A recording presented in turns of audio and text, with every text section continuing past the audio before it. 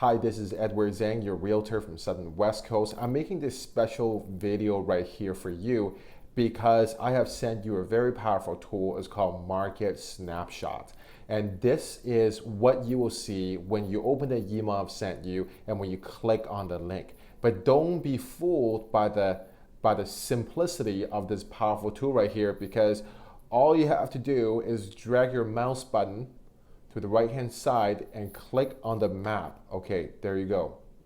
When you click on the map, you will see a map of whichever area that you're living in or which you have requested.